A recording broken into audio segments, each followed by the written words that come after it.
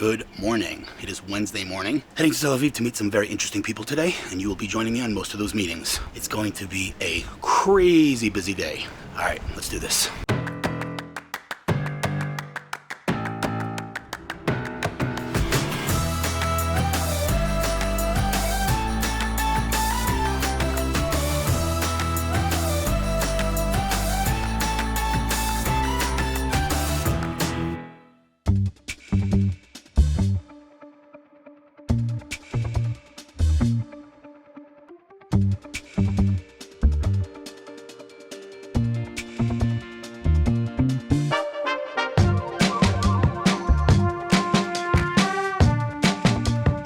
Made it to the holy city of Tel Aviv. I don't think anyone's ever called Tel Aviv holy before. On my first round, I got parking. So, you know what that means.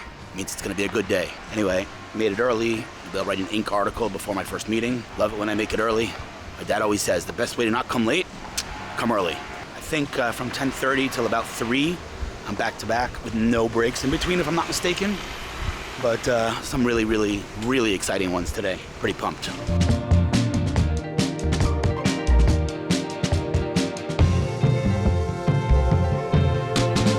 Okay, you know, I say this many times over the years, that there needs to be a paradigm shift in the world. What do I mean by that? I mean, we've never had this megaphone that we call social media until recently, and so when people who don't get it, they think like, that's not friendship, that's not real, it's social media, it doesn't, and I'm gonna push back on that, and I could say that we've never met, but I consider you a friend. Isn't that weird? Likewise. We've never met. It's weird.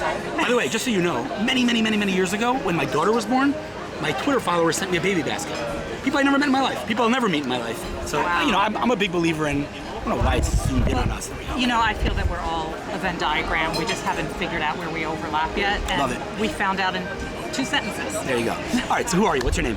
Dr. Ruth Gotian. Okay, I don't even know where to start. Like, I thought I do a lot of stuff. Just give me your 30-second elevator pitch. What do you do? Who are you? I am a social scientist. I study extreme high achievers, Nobel Prize winners, astronauts, Olympic champions, Fortune 500 CEOs. Who's the most interesting person you ever met? So many. Where should I start? Top. You have to choose one. I can't choose one. That's like picking a favorite child. You gotta choose one. All right, Dr. Bob Lefkowitz, the Nobel Prize winner, Apollo Ono, the long track speed skater. Yeah, it's not one. You're I fired. know. You had one job. Because I can't pick a favorite child. Okay, so in addition to that, you are a writer for Forbes, you write for Harvard Business Review, like you do a lot of different things. I do. But your focus is focusing and studying high achievers. That's right. That's amazing. And give me your high-level background, like what you do before, 2 degrees in business, bachelor's and master's, worked in finance and investment banking. Then at the age of 43, while working full-time, I went back to school, got my doctorate in adult learning and leadership, and I help people develop and maintain success. Love it. Okay, so we talked about a lot of things today. We talked about my business philosophy, which as a capitalist, you're like, I don't get it. You help people for free? And I'm like, that is the epitome of a capitalism because, like I said, you know, marketing people or content people or vendors of any kind have become a commodity, right? There are a million people who do marketing. So instead of just being like another person, being a commodity, I've differentiated myself and thereby elevated myself above others, and that's capitalism. So I know it sounds funny, you're doing something for free, but you know. So anyway, long story short, we talked about that, we talked about mentoring, we talked about a lot of things. Yeah, it was a great kickoff meeting, not long enough. Not long enough, we have to have a follow-up. But what's your end game? I'm going to write more, teach people how to be successful, because I don't think anybody wakes up in the morning aiming to be average. And I think where we're aligned is, if you want to do something, just do it. Just do it. All right, now I'm going to ask you a very profound question.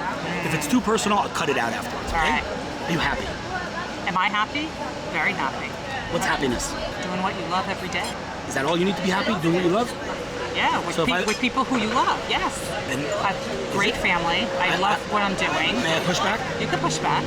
If you were doing what you loved and having zero impact on this world, would you be happy? No, because I have to leave this world better than I found it. So then it's not just doing what you love, because if I'm a basketball player and I'm playing basketball all day, I'm not happy because I didn't leave an impact. So it's doing what you love, working with the people you love, and having an impact. And creating that ripple effect. Okay, so now we have 4.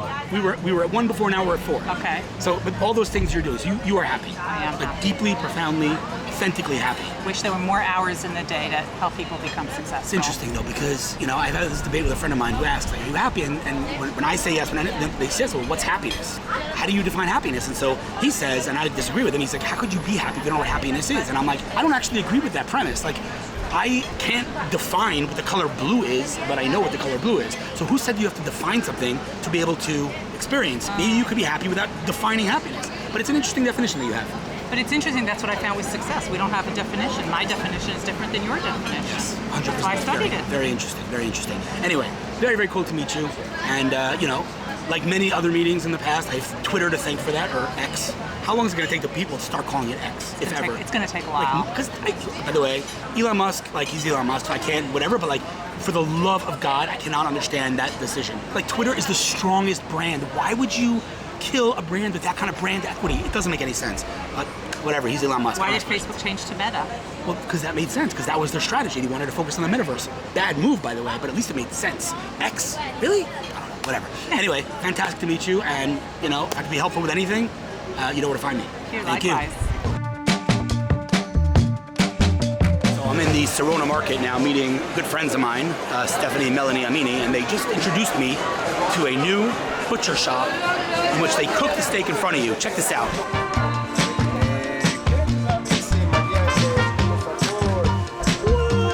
Want to see my lunch? Check it.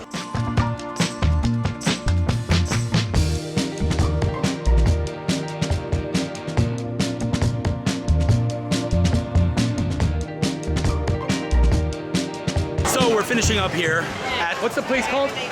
Meat Man Pop-Up. Meat Man Pop-Up. And this is Stephanie and Melanie Amini, and they were kind enough to take me out for lunch because I sent them leads to their marketing agency, Gossip Media. Gossipmedia.co. Gossipmedia.co. Full stack marketing. They are the best. I didn't send them clients because I wanted steak, but it's a nice perk. Thanks, We love guys. steak too, so it was win-win. Unnecessary, but appreciated. Yeah. Thank you. And on that note, I'm gonna call it a day. Is it Wednesday? It is Wednesday. One more day tomorrow, and it's going to be a doozy. See you then.